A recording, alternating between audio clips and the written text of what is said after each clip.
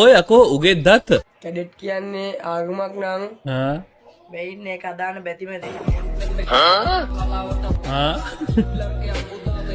ඔය කැඩෙට් කියන්නේ HTTPලා මං දවසකුත් කිව්වා උදේ 6ට විතර ඉස්කෝලේ ගිහිල්ලා එහෙමයි තුමනිකගම් පිටෙන්න අතරලා සමහරුන් ඉන්නවා වොච් එකක්වත් දාන්න නැතුව පෙරේතයෝ වගේ උදේට යනවා ඉස්කෝලේ මම 10ට ඉස්කෝලේ යනකොට මචං ගඳේ බෑ හරි කැඩෙට් කළා ඒ ගැම්මට ඉන්න එක වෙනයි ගැම්මට මේක ඇක්ටිව් ඉන්න එක හොඳයි පිරිසිදු කමෙනුත් ඉඳපන් ප්ලීස් ඒක මං දන්නවා මෙතන ඉන්න අයට යද්දකින් මැති ඒ දේවල් වටිනවා මොකද දතනක් නැත්te සාජන් කඩ ගහලා ඒ කියන්නේ අර මොකක් හරි ඒ කරන දේවල් ටික හරියට නෙකරුණාම මල පැනලා ගහනනේ මචං. එහෙම වෙලා මේ වෙන්න ඇති. WhatsApp කියන්න බලන්න කියමු.